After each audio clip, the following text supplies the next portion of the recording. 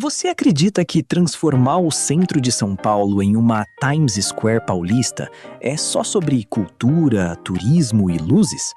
Porque, na superfície, é exatamente isso que parece. Telões gigantes, tecnologia, movimento, revitalização. Mas quando você olha com mais atenção, percebe que essa proposta da Times Square paulista, apresentada por Tarcísio de Freitas como uma forma de impulsionar a economia, pode ser apenas a camada mais visível de algo muito maior. O projeto é vendido como desenvolvimento econômico, atração de investimentos e fortalecimento do centro da cidade. Mas a pergunta não é apenas o que está sendo mostrado, é o que não está sendo discutido. O ponto central dessa história está no coração de São Paulo, a famosa esquina da Avenida Ipiranga com a Avenida São João, um símbolo histórico da cidade, agora prestes a se tornar o epicentro da chamada Times Square paulista. A proposta do Tarcísio é clara: transformar o local em um polo de mídia, tecnologia e entretenimento, inspirado diretamente na Times Square de Nova York, com telões de LED dominando a paisagem e criando um ambiente de alto impacto visual. A ideia é simples na teoria: gerar fluxo, atrair turistas, movimentar comércio e aquecer a economia local. Mas isso não é apenas estética, isso é reposicionamento econômico. Porque esse tipo de projeto não acontece sozinho. Existe uma engrenagem por trás.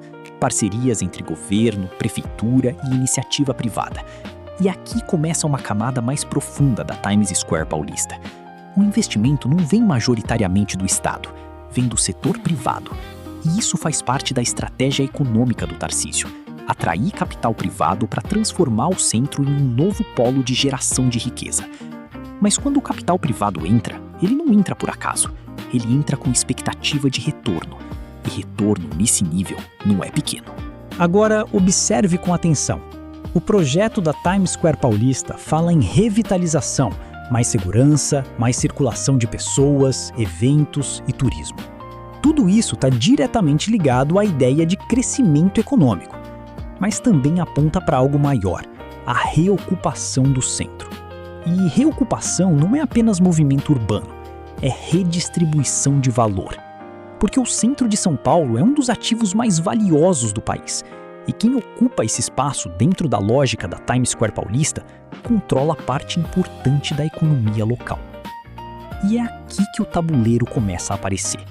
Quando você combina a infraestrutura urbana, tecnologia, dados, fluxo de pessoas e investimento privado dentro da Times Square paulista, você não está apenas revitalizando uma região. Você está criando um novo ecossistema econômico, um novo polo de influência. Telões não são só publicidade, são receita. Fluxo de pessoas não é só movimento, é consumo. A Times Square paulista, dentro da proposta do Tarcísio, é uma tentativa clara de transformar o centro em uma máquina de geração de valor.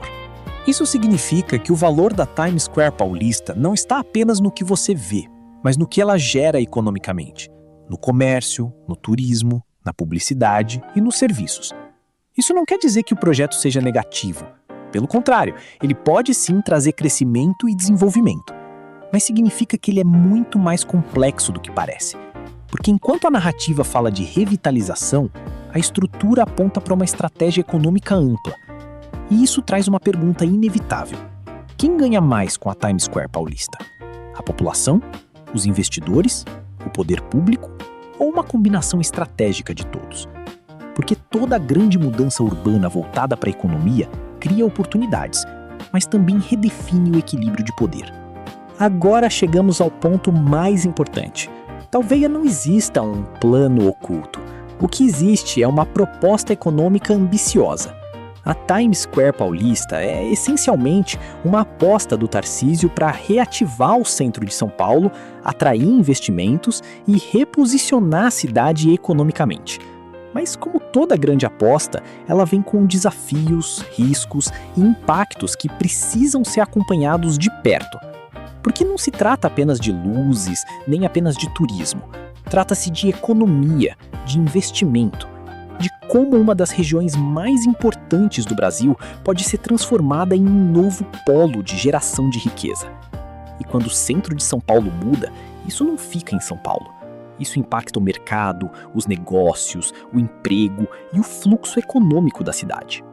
No final, a grande questão não é se a Times Square paulista é boa ou ruim, é se ela vai realmente entregar o que promete: crescimento econômico real.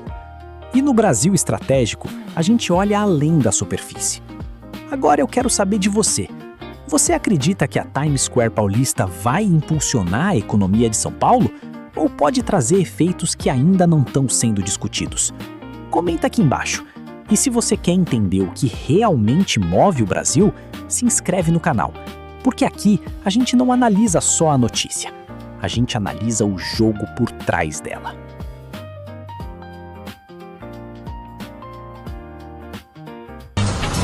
São Paulo vai ter uma Times Square? Vai sim, tem um movimento muito legal acontecendo aí para recuperar o centro de São Paulo. E olha, estão deixando a gente sonhar, hein? Nós estamos vendo as pessoas voltarem a circular, os comerciantes acreditando e muita gente trabalhando para colocar o centro em outro patamar. Por enquanto as imagens aqui são de inteligência artificial, mas daqui uns dias elas vão ser realidade.